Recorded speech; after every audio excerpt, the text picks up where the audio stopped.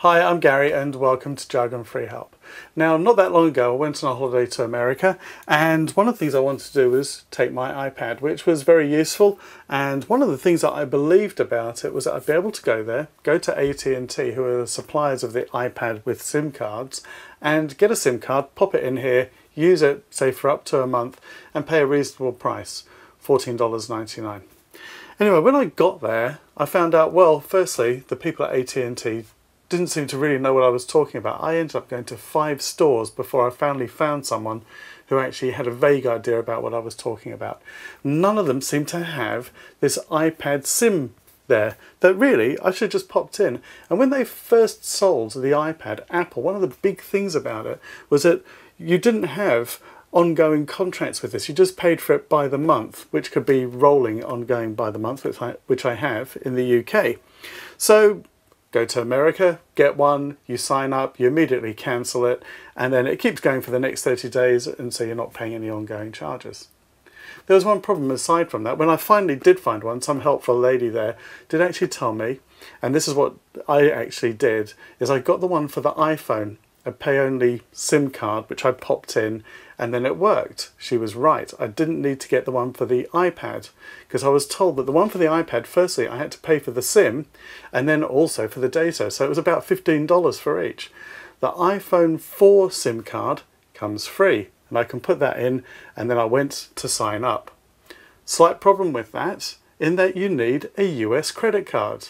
And you're thinking, oh well, that's just in the US. So the other day I decided that I would actually go and have a look around and see if I could find one for the UK and what goes on there. Now I've already got one from O2, so I thought I'd start off by going to O2, and this does seem a problem with the others as well. You need a UK credit card. Same problem that I had in America. I need a US credit card when I'm there. I got around the problem in America because they have prepaid credit cards. I just went into Best Buy, which is an electrical store over there, a retailer, and I purchased a credit card. I then put some money on it, and then I had to go online, give it an address, and then go through and actually used it on the SIM card for this.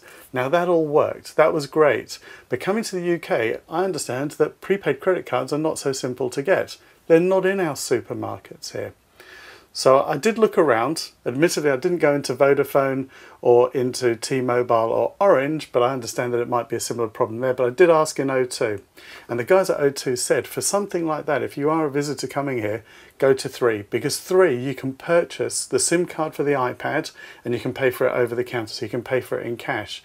So I'm going to keep checking up on this and find out more. I'll keep an update on the website, which you'll find below this video, so to tell you more about it. But at the moment it does seem that 3 does work. If anyone does know that they've got around it with any of the others, please do let me know. It might be that you need someone who's got a UK credit card and can do that. I don't know about other countries. I'd like to know what goes on there. If you're in Australia or anywhere else, Hong Kong, and you're using an iPad and you're using the 3G, please do let me know whether or not you've actually got around this problem. Admittedly, I did get there. The hotels, a lot of hotels now have free Wi-Fi, or you have to pay for it. Some of them are extortionate with that. But I did notice in a lot of American hotels that actually the Wi-Fi was free. So with traveling in mind, I'm just going to have a quick look at this week's app of the week. Okay, so this week's app of the week, normally my apps are all about iPhones, iPads and some other devices as well, but in truth it actually applies to computers too. And the app that I'm looking at, which is useful for traveling, is Translate by Google, and it's translate.google.com, and there you've got a whole load of languages. You can type in a phrase or a word and it will translate it for you. Now you can get Google on these devices as well. The problem is when you're out, just make sure that you've got a data connection that's not chewing up a whole load of expensive data. So make sure you've either got a local 3G card or that you've got Wi-Fi. But anyway, it's quite a useful app. I have used it. I did recently, someone emailed me something and it had some text in it, and I actually did copy and paste it in there and it translated it for me. How accurate the translation was, I'm not 100% sure, but actually I did get the message. So there you go, a great app, translate.google.com. Go and check it out.